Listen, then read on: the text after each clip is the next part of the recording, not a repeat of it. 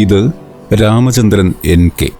എറണാകുളം ജില്ലയിൽ ആഴകം ഞാലൂക്കര കറുകുറ്റി 14-ാം വാർഡ് നെല്ലിക്കായിൽ വീട്ടിൽ രാമചന്ദ്രൻ 3 വർഷമായി കിഡ്നി സംബന്ധമായ രോഗങ്ങളാൽ വലയുകയാണ്. ഭാര്യ ശാരദ, ഏകമകൾ നിവേദിത, അനുജൻ രവീന്ദ്രൻ എന്നിവരാണ് വീട്ടിൽ അദ്ദേഹത്തിനൊപ്പം ഉള്ളത്. ബിരുദധാരിയായ രാമചന്ദ്രൻ കുട്ടികൾക്ക് ട്യൂഷൻ എടുത്തും കലാപരമായ പ്രവർത്തനങ്ങൾ നടത്തിയും ഉപജീവനം നടത്തിയിരുന്ന ആളാണ്. അങ്ങനെയിരിക്കെ 12 വർഷം മുമ്പ് നടന്ന വാഹന അപകടത്തിൽ അനുജൻ രവീന്ദ്രൻ കിടപ്പിലാവുകയും അയാളുടെ ചികിത്സയ്ക്കായി ജോലികൾ ഉപേക്ഷിക്കേണ്ടി വരികയുമായിരുന്നു. അങ്ങനെ സാമ്പത്തികമായി ബുദ്ധിമുട്ടിലാവുകയും ചെയ്തു. ഒരു വലിയ പ്രതിസന്ധി എന്തെന്നാൽ 3 വർഷമായി രാമചന്ദ്രൻ്റെ 2 കിഡ്നികളും തകരാറിലാണ്. ഇനി സുമനസ്സുകളുടെ സഹായം കൊണ്ട് മാത്രമേ മുന്നോട്ട് പോകുവാൻ കഴിയുകയുള്ളൂ.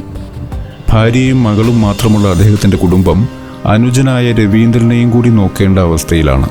ടെറസ് വർക്കുകൾ, വെൽഡിംഗ് വർക്കുകൾ തുടങ്ങിയവ കോൺട്രാക്റ്റ് എടുത്ത് നല്ല രീതിയിൽ ജീവിച്ചിരുന്ന രവീന്ദ്രൻ 12 വർഷം മുമ്പ് ഒരു വാഹനം ഇടിച്ച് കിടപ്പിലാവുകയായിരുന്നു.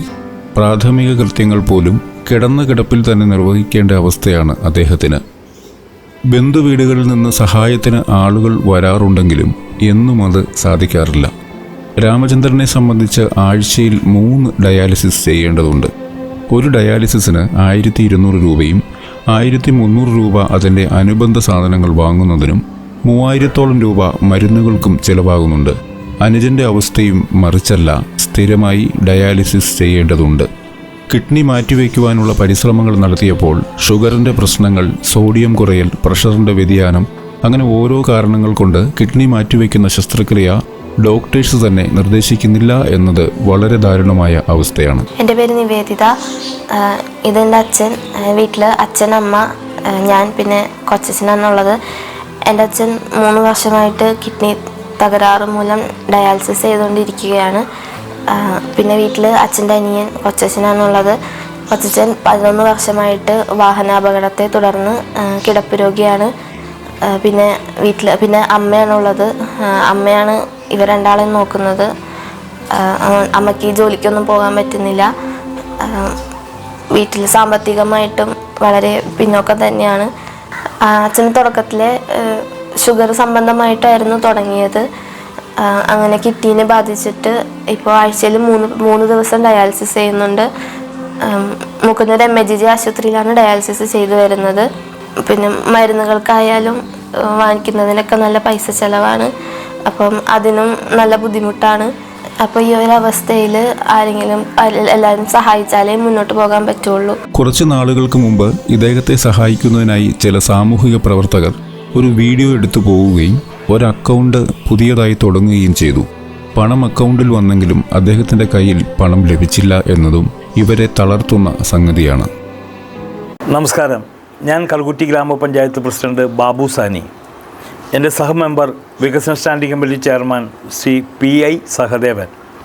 ഞങ്ങളിപ്പോൾ അഭിമുഖമായിട്ട് വന്നിരിക്കുന്നത് ഞങ്ങളുടെ വാർഡിലെ ശ്രീ രാമചന്ദ്രൻ്റെ കുടുംബം വളരെയധികം ബുദ്ധിമുട്ടിലാണ് ജീവിച്ചു പോകുന്നത്. 2 കാര്യങ്ങളാണ്. ഒന്ന്, അദ്ദേഹത്തിൻ്റെ അനുജൻ 12 വർഷമായിട്ട് ആക്സിഡൻറ്റിൽപ്പെട്ട് എഴുന്നേറ്റ് നടക്കാൻ പറ്റാത്ത രീതിയിൽ, സംസാരിക്കാൻ പറ്റാത്ത രീതിയിൽ വളരെ വിഷമിച്ചാണ് ആ പയ്യൻ ജീവിക്കുന്നത്. അതേപോലെ തന്നെ 3 വർഷമായിട്ട് ഈ രാമചന്ദ്രൻ ഡയാലിസിസ് ചെയ്തുകൊണ്ടിരിക്കുകയാണ്. ഇപ്പോൾ കൂനിമക്കുരു എന്നോണം രക്തം കയറ്റേണ്ട ഒരവസ്ഥയിലാണ് ശ്രീ രാമചന്ദ്രൻ. സാമ്പത്തികമായിട്ട് പിന്നോട്ട് നിൽക്കുന്ന പട്ടികജാതി കുടുംബത്തിൽപ്പെട്ട ഈ സഹോദരനെ നിങ്ങളുടെ കഴിവിൻ്റെ പരമാവധി സഹായിക്കുക എന്നുള്ള ഉദ്ദേശ ലക്ഷ്യത്തോടു കൂടിയാണ് ഞാനിപ്പോൾ ഈ ക്യാമറയ്ക്ക് മുമ്പിൽ നിൽക്കുന്നത്.